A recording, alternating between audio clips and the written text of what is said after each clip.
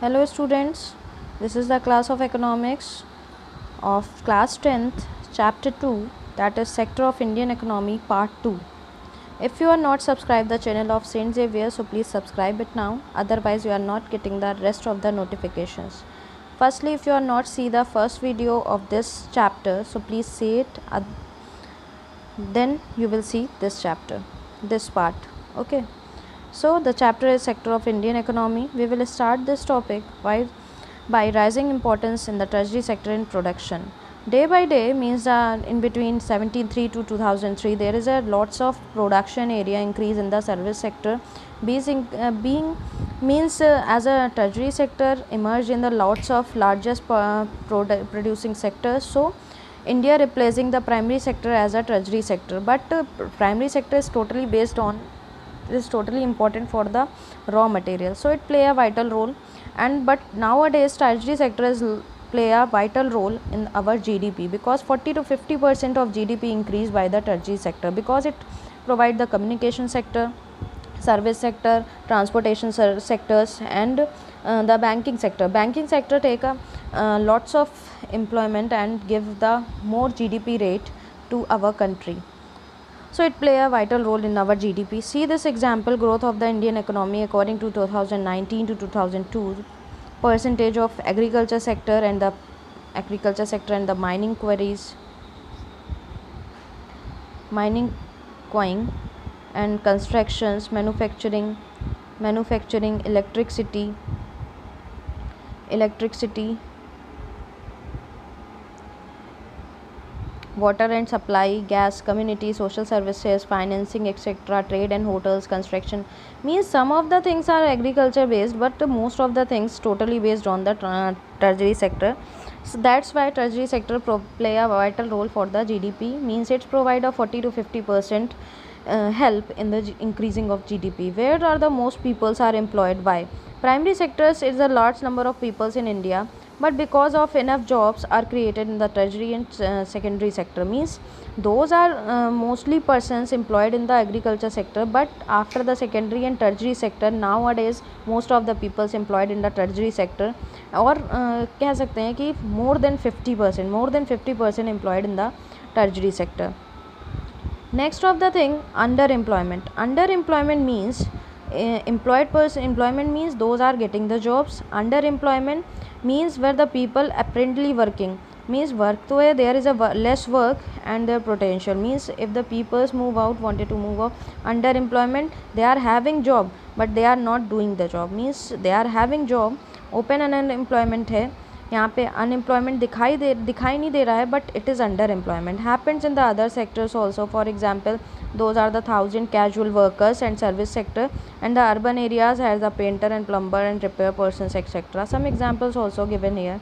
It is a situation where apparently working but there are made to work less than the potential. Means उनके potential से कम का work होता है, वो उस चीज़ को under employment ही कहा जाएगा.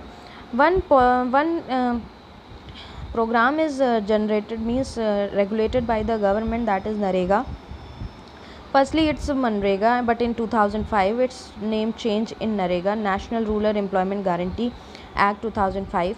It's regulated by the central government, and it's regulated in the 200 districts. In this policy there is a rule that 100 days employment to the unemployed persons, means unemployed laborers. If they are not got the work in this area, so they have to compensate the laborers for the 100 days, and this work only in between the 5 kilometers in their residential area, and for the 15 days it's applicable for the local development programs.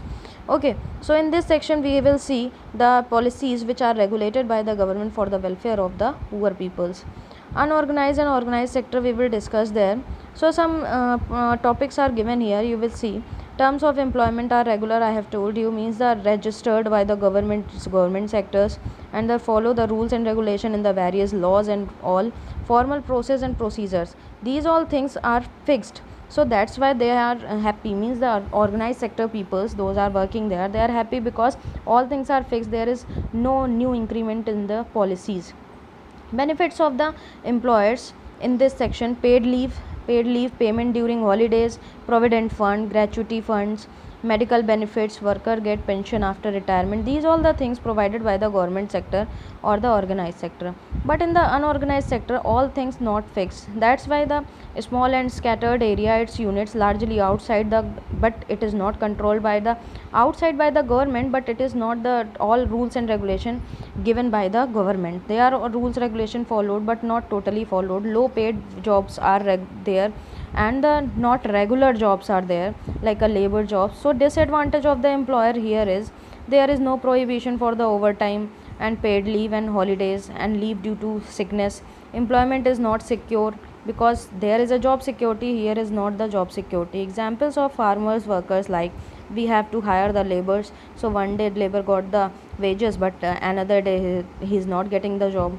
Okay, so how to protect the workers in unorganized sector? Setting up the small scale industries in the semi rural areas. हम semi rural areas में small scale industries खोल सकते हैं. We have to implement the program like NREGA 2005. हम इसमें क्या कर सकते हैं, creating job opportunities in the service sector. Service sectors में उनके लिए जॉब्स प्रोवाइड कर सकते हैं, like tourism, hospitalities, banking sectors, schools and medical schools and these all the things. Allow loans for at the lower rate, हम उनको कम rate पे लोन अलाउ करवा सकते हैं. So next topic is sectors in terms of ownership. There are two sectors, public and private. I have told you public sector means the government sector, private sector totally based on the owner of the enterprise. So public sector like a organized sector by the government. It is fixed employment, fixed working hours, fixed salary and fixed leaves areas. Examples like railway, national means government hospitals, government schools, government libraries, etc. But in the public sector areas you will see the examples here. Next one is private sector. It is not organized, it is a totally unorganized sector which is regulated by the private owner of the enterprise. There is no fixed employment, there is no fixed working hour, there is no fixed paid leave and all. So for example like Tata Birla and like Reliance, ICICI Bank, HDFC Bank, these all the things are private sectors. Next one, qualities of public sector. Job security is there, lots of benefits are there like gratuity, pension plans and all. Qualities of private sector: more opportunities for the promotion and the growth.